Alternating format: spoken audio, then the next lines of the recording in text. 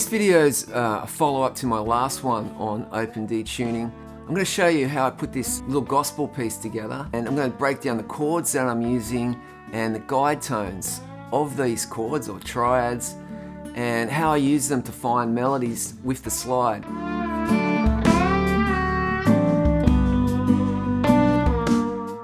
So I'm not thinking about scales, I'm thinking about the notes inside each of the chord.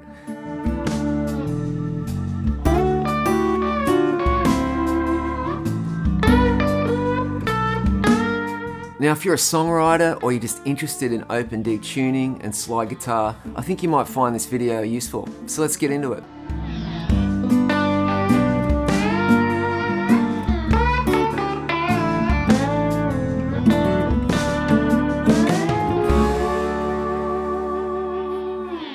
This tune's in 6/8, so it's kind of got this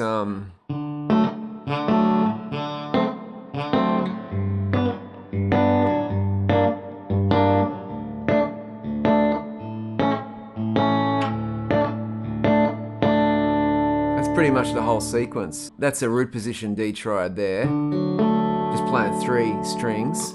Then we need to add the flat 7, so we need to add this note.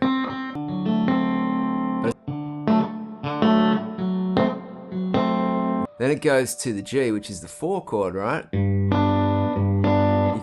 know, that just comes out of that whole shape there. It goes from G to G minor.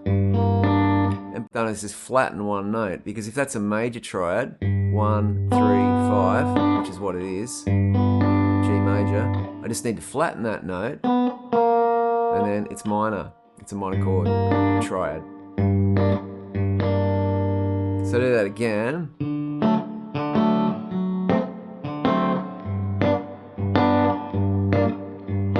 And then it goes back to the 1.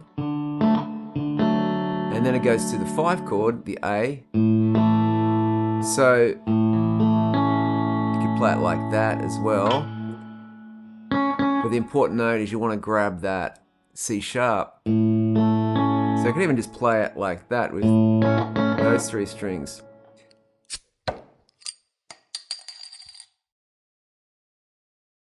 You could do something like this, where say I was just to focus on these 2 strings here, that would give me a D.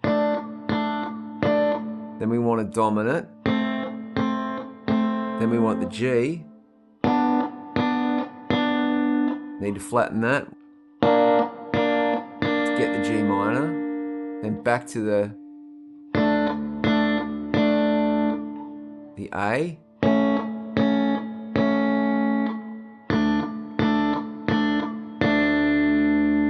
They're essentially the guide tones in the chord. Try something else with that 4 chord. If that's a D, there's going to be your 4 chord. But we need to make this now a minor triad. So that's the root note, that's the 3rd. So flatten the 3rd. And then we've got a minor triad. Then we need to get back to the 1 chord. But if we're already in this position on the neck,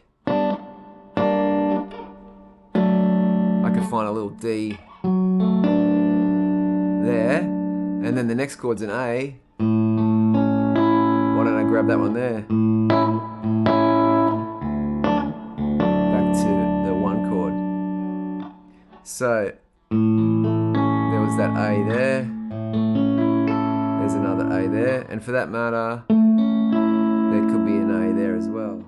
So when it came to coming up with something to play,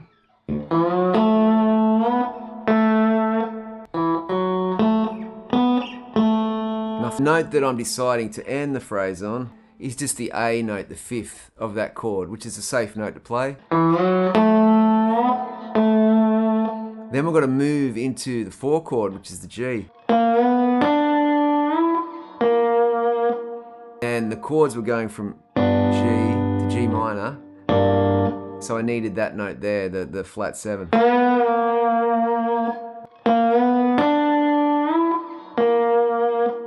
Play that slowly without the slide.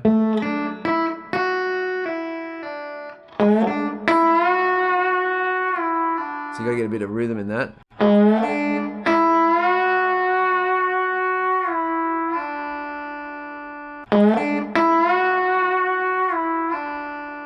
Now, the chord is about to change to the A, so if I catch that C sharp, it might be a strong note. Right?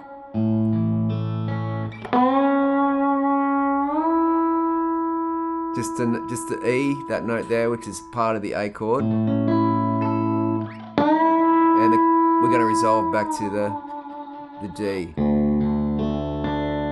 We start again. So that's kind of where that little phrase came from. You know, just playing around the guide tones in the chord. So that G, I've got to play them after the G, play the G minor. We've got notes here on the 8th fret. That's like a G minor 7 type of triad.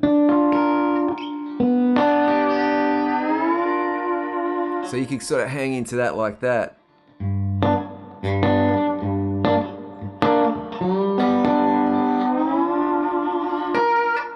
Just, that is the minor third of the G minor.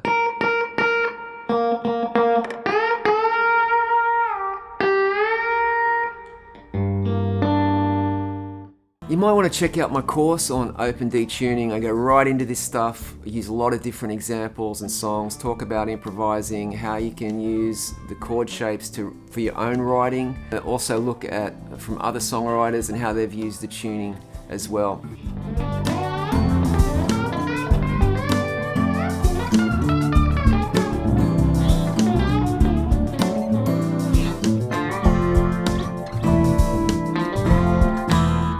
In this example, I'm just playing on one string and I'm playing one guide tone per chord.